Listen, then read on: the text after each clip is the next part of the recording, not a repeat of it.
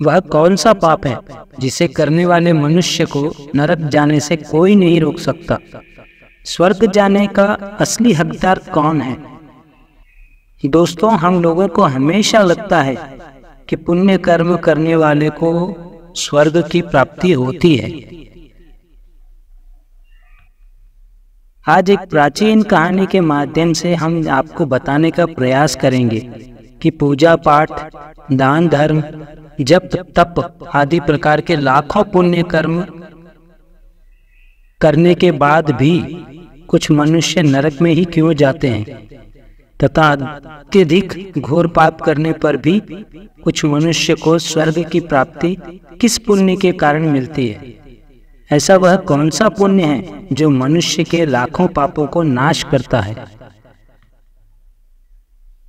और ऐसा वह कौन सा पाप है जो उसके पुण्य को नष्ट कर डालता है? नमस्कार दोस्तों, स्वागत है आप सभी का हमारे YouTube चैनल पुनल सिखवाल पर। तो चलिए दोस्तों, कहानी को आरंभ करते हैं। प्लीज चैनल को सब्सक्राइब जरूर करें। एक समय की बात है, एक गांव में एक आदमी रहता था। उसे हर समय चिंता सताती रहती कि उसने अपने जीवन में कौन से बुरे कर्म किए होंगे जो इतना कष्ट भुगतना पड़ रहा है। वह अपनी रोजमर्रा जीवन से परेशान हो गया था। एक दिन दुखी होकर एक पेड़ के नीचे बैठा था। तभी उसका एक मित्र वहां आता है और उससे उसकी उदासी का कारण पूछता है। तो वह अपने मित्र से सब कह सुनाता है।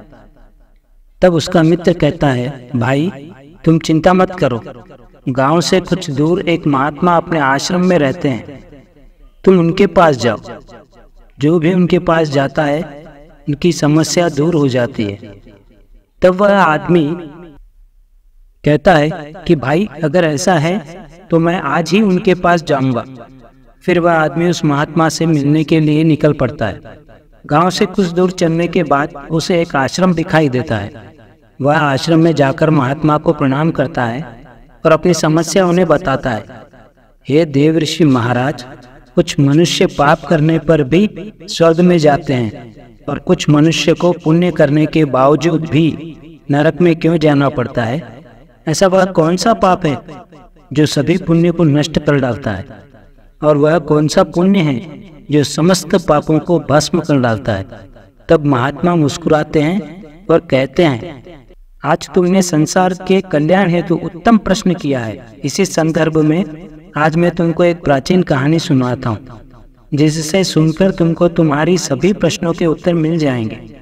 इसीलिए तुम इस कहानी को ध्यान से पूरा जरूर सुनना। वह आदमी कहता है, महात्मा आपके मुख से इस कहानी को सुनना मेरा सौभाग्य है। मैं इस कहानी को ध्यान से पूरा अवश्य सुनूंगा और इसका प्रचार प्रसार करूंगा। शायद इससे मेरे जीवन में कुछ प्रभाव पड़े। महात्मा कहते हैं, पूर्व काल की बात है। मध्य देश के एक नगर में एक ही समय पर 4 व्यक्तियों की मृत्यु एक ही साथ हुई थी। वे सभी लोग चारों में अलग अलग और अलग अलग प्रदेश के रहने वाले थे।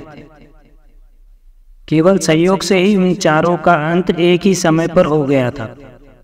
एक ही समय पर यम के दूत उन चारों को लेने के लिए आए थे। मरने वालों में से एक तो किसी प्रदेश का राजा था, दूसरा आदमी बहुत ही बड़ा व्यापारी था, तीसरा एक पूजा पाठ करने वाला पंडित था और चौथा गरीब मजदूर था जो दिन भर मेहनत करके अपने परिवार का पालन पोषण करता था। और वे सभी मृत्यु के पश्चात यमलोक में पहुंच जाते हैं। यमलोक पहुंचने पर वहां का दृश्य देखकर वे सभी भयभीत हो जाते हैं। उनका अंग अंग कांपने लगता है। यमलोक में विशाल काय आकार वाले यमराज स्वर्ण से बने सिंहासन पर विराजमान होते हैं। उनके पास चित्रगुप्त बैठे होते हैं, जिनके पास सभी प्राणियों का लेखा जोखा हिसाब किताब यानी अकाउंट रखा हुआ होता है। यम के दूत उन आत्मा को आगे धकेल रहे होते हैं। कुछ मनुष्य जोर जोर से विलाप कर रहे होते हैं, तो कुछ मनुष्य अत्यंत प्रसन्न होकर चल रहे होते हैं। स्वर्ग के द्वार से सुंदर प्रकाश दिखाई पड़ रहा होता है, तो वहीं नरक के द्वार से धड़कती हुई अग्नि की ज्वाला दिखाई पड़ रही होती है। इस भयानक दृश्य को देखकर ये चारों एक दूसरे से बात करने लगते हैं और अपने अपने पाप के विषय में चर्चा कर रहे होते हैं। उन चारों लोगों ने अपने जीवन में बहुत पाप कर्म किए होते हैं और उन सभी को यह जान पड़ता है कि अब वे चारों ही नरक में ही जाने वाले हैं। जब यमदूत उन चारों आत्माओं को लेकर यमराज के सभा में जाते हैं और उनके सम्मुख खड़े हो जाते हैं, वे चारों सोच रहे थे कि कौन स्वर्ग में जाएगा और कौन नरक में जाएगा। यमराज अपने सिंहासन पर अभी तक आए नहीं थे। उससे पहले ये चारों आपस में बातचीत करते हैं। स्वयं को ही स्वर्ग का मिलना चाहिए, यह कहने लगे। सबसे पहले राजा कहने लगा, देखो मुझे तो धर्मराज पक्का स्वर्ग में ही भेज देंगे, क्योंकि मैं एक विश्वविख्यात राजा हूँ। मैंने अपने अनेक सत्कर्मों से धरती लोक पर अपना खूब नाम कमाया है। चारों तरफ लोग मेरे अच्छे कर्मों की चर्चा करते हैं। कभी कोई भी मेरे द्वार से खाली हाथ नहीं गया। जो भी आया मैंने उसे इतना दिया कि वह जीवन भर मेरा नाम नहीं भूल पाएगा। हर तरफ मेरे नाम का यश्व गान हो रहा है। मेरे द्वारा लुटाए गए दान से लाखों लोगों को खाने को अन्न मिल रहा है, रहने को आसरा मिल रहा है। इसलिए मेरे कर्मों को देखते हुए धर्मराज मुझे पक्का ही स्वर्ग भेजेंगे। राजा की बात सुनकर वह धनी व्यापारी हंस पड़ा और बोलने लगा कि तुम तीनों तो इतने बड़े पापी हो कि तुम लोगों को नरक में जाना ही पड़ेगा। तुम लोगों ने घोर पाप किए हैं, इसलिए यमराज तुम लोगों को कभी माफ नहीं करेंगे। यहाँ पर मौजूद मैं अकेला ही सबसे अधिक पुण्यवान हूँ। मैंने अपने जीवन में बहुत पूजा पाठ किया है, ब्राह्मणों को दान दक्षिणा दी है। मैंने मृत्यु से पूर्व गाय का भी दान किया है और अब मेरे सभी पुत्र पौत्र मेरी आत्मा की मुक्ति के लिए बड़े कार्यक्रम का आयोजन कर रहे हैं। वे मेरे लिए श्राद्ध, दान, तर्पण कर रहे हैं, यज्ञ कर रहे हैं। इसलिए मैं सबसे अधिक पुण्यवान हूँ। मेरी 2 पत्नियां और 5 पुत्र हैं। इतने लोग मेरी मुक्ति के लिए उपाय कर रहे हैं। और हाँ, मैंने अपने जीवन में कभी कोई पाप नहीं किया है, और जाने अनजाने में किए भी होंगे तो मेरे पुत्रों के श्राद्ध आदि के कार्यों द्वारा मेरे छोटे बड़े पाप भी नष्ट हो जाएंगे। मैं नित्य देव पूजा करता था, मंदिर जाता था, द्वार पर आए अतिथियों को भोजन कराता था। इसलिए मुझे पूरा विश्वास है कि यमराज मुझे नरक में नहीं डालेंगे और मुझे मोक्ष की प्राप्ति निश्चित ही होगी। धनी व्यापारी की बात सुनते ही पंडित जी कहने लगे, अरे भाई, क्यों फिजूल की बातें कर रहे हो? स्वर्ग में जाना कोई आसान काम नहीं है। स्वर्ग में जाने के लिए दान के साथ साथ पूजा पाठ करना पड़ता है। इसलिए स्वर्ग में प्रस्थान तो मैं ही करूँगा, क्योंकि मैंने भगवान को खूब पूजा पाठ किया है। पूरा जीवन मेरी पूजा आराधना में बीता है। मेरा शुभ कर्मों के कारण मेरे लिए ही धर्मराज स्वर्ग का दरवाजा खोलेंगे। यह बात मैं अच्छी तरह से जानता हूँ। जब इस प्रकार तीनों ने अपनी अपनी बातें की और अपने अपने विचार रखे, फिर वह तीनों लोग उस चौथे व्यक्ति मजदूर की ओर देखते हैं कि अब यह क्या करता है, क्या इसने भी कोई अच्छा काम किया है या नहीं। फिर इसका पूरा जीवन मजदूरी करते हुए दूसरों के अधीन रहकर ही बीता है। मजदूर उन सब की बातों को चुपचाप नीचे नजरें झुकाए खड़ा सुनता रहता है, और वे तीनों बड़े गर्व से अपनी प्रशंसा में जुटे हुए थे। तभी धर्मराज ने अपनी साथी चित्रगुप्त के साथ दरबार में हाजिर होते हैं। चित्रगुप्त के हाथों में एक मोटी सी किताब थी, बही खाता जिसे हम कहते हैं, जिनका लेखा जोखा उस बही खाते में लिखा होता है, जिसमें समस्त प्राणियों के कर्मों का लेखा जोखा लिखा था। धर्मराज अपने आसन पर विराजमान होते हैं। उसके बाद चित्रगुप्त ने राजा को अपने पास बुलाया और उससे पूछने लगे कि तुम बताओ, तुम तो धरती पर बड़े ही विख्यात राजा थे। तुमने अपने जीवन में कौन कौन से शुभ कार्य किए हैं तथा कितने लोगों को दुख दिया है, कितने लोगों का भला किया है। मैं अपने पुस्तक में देखकर यह फैसला करूंगा कि आप स्वर्ग में जाने के अधिकारी हैं या नहीं। तब बड़े गर्व के साथ राजा अपने कर्मों को बताने लगता है, हे मुनिवर, मैं एक बहुत बड़े राज्य का स्वामी था। मेरा राज्य बड़ा ही समृद्ध और खुशहाल था। मेरे राज्य में दीनहीन गरीब लोग बहुत ही कम थे। सब मेरी छत्र छाया में बड़े आनंद के साथ जीवन यापन कर रहे थे। मैंने अपने राज्य के लोगों को किसी चीज की कमी नहीं होने दी। मेरे यहाँ हर भूखे को भोजन मिलता था। लाखों की धन सोने की मोहरें उन्हें रोज दान में दी जाती थी। मेरे राज्य के प्रजा मुझसे बहुत खुश रहते थे। दिन रात में यही मेरे जीवन के अच्छे कर्म हैं। राजा की बात सुनकर चित्रगुप्त ने अपनी पुस्तक उठाई और उसमें देखने लगे। पुस्तक में देखकर उन्होंने राजा को बताया कि तुम जो कह रहे हो वह बिल्कुल सत्य है। तुमने अपनी प्रजा को बहुत सुख दिया है, परंतु इसके साथ साथ तुमने बहुत बड़ा अपराध भी किया है।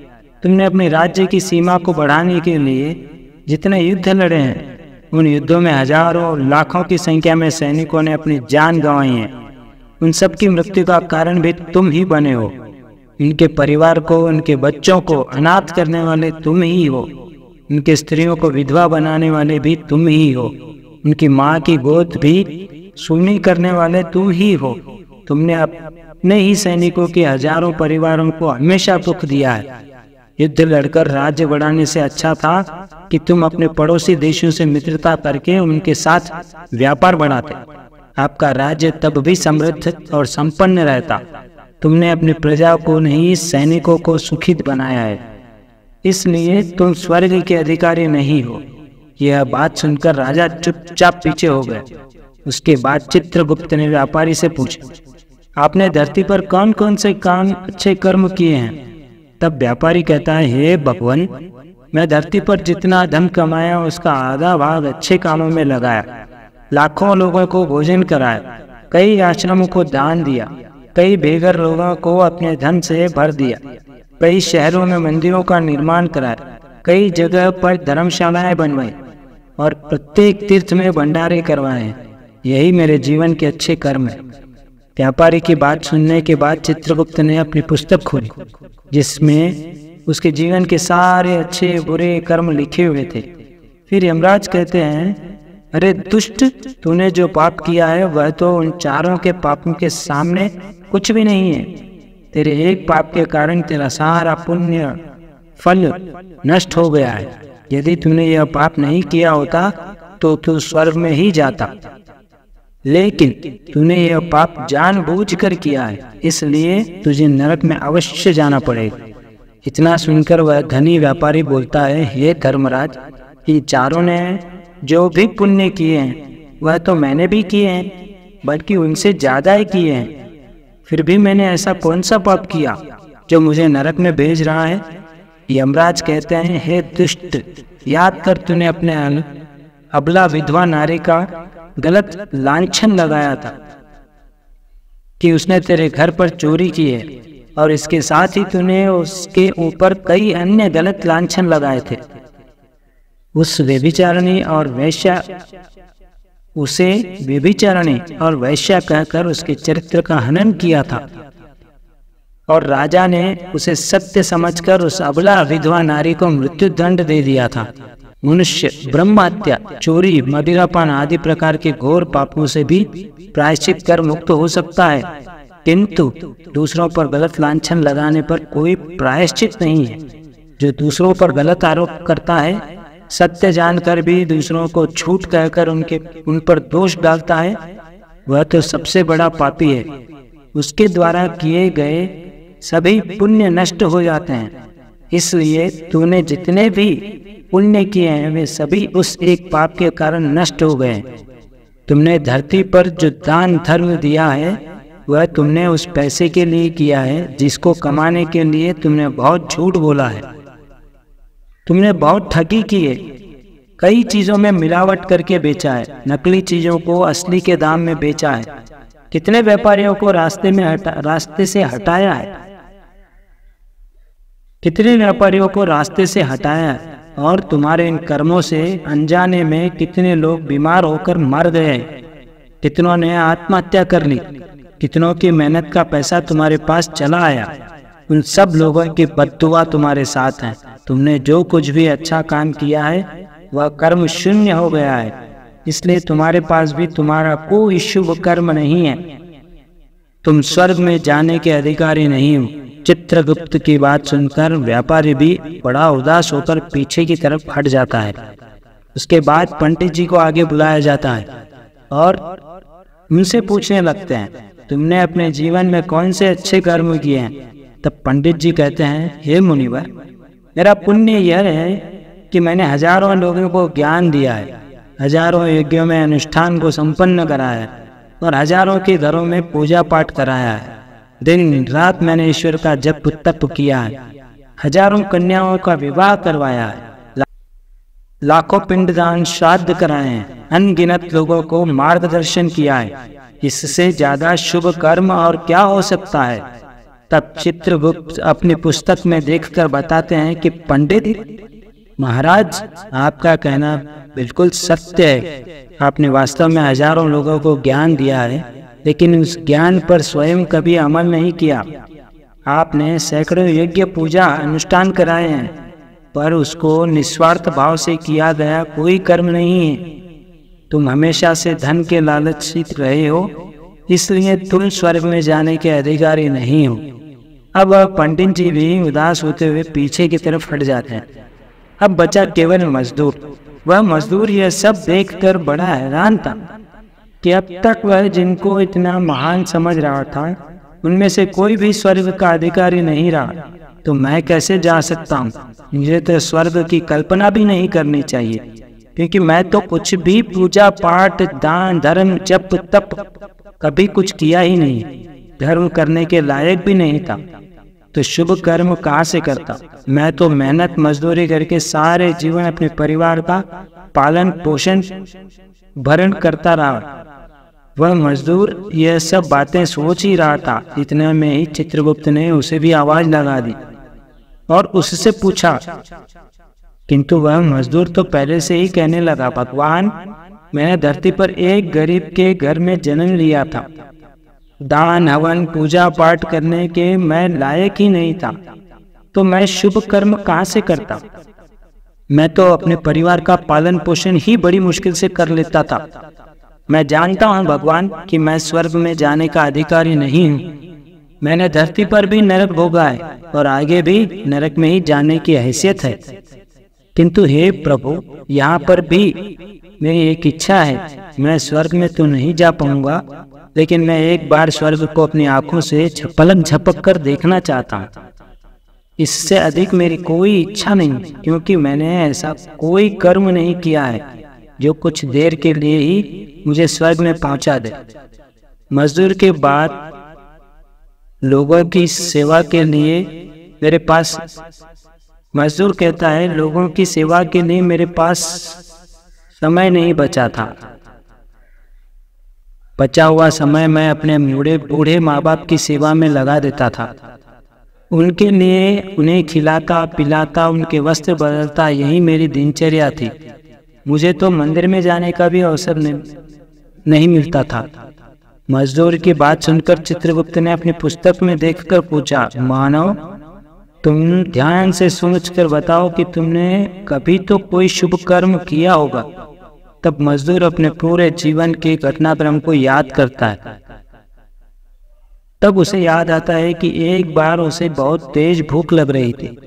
वह रोटी खाने के लिए बैठा ही था। इतने में वहां से एक बहुत ही कमजोर बीमार कुत्ता टहलता हुआ नजर आया, जो ठीक से चल भी नहीं पा रहा था। वह मेरे सामने आकर बैठ गया, मेरी रोटी की ओर गौर से देखने लगा। मैं समझ गया कि वह कुत्ता बहुत ही भूखा है।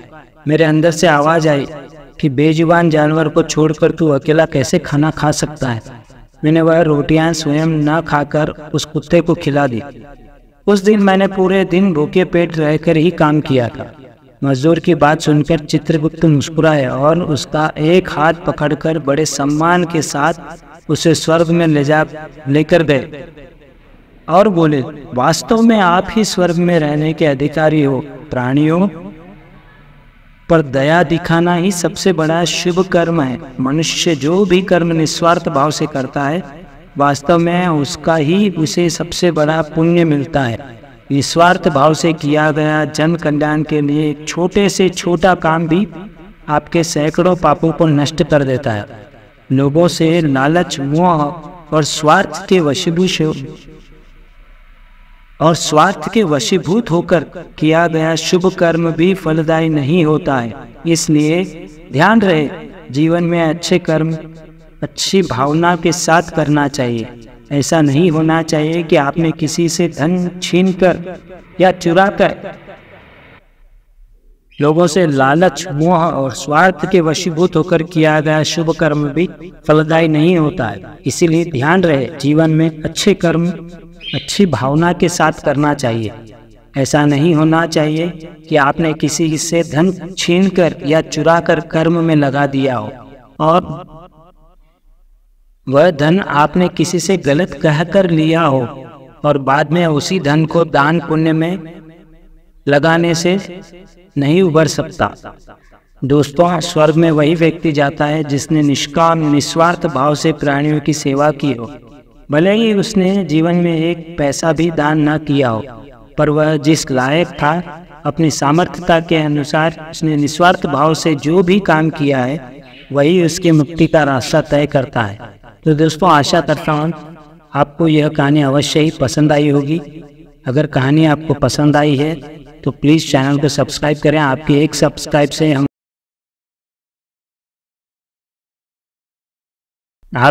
सब्सक्राइब से हमें हमारा मनोबल बढ़ता है और हम आपके लिए ऐसी ही नई नई कहानियाँ खोज कर लाते रहते हैं।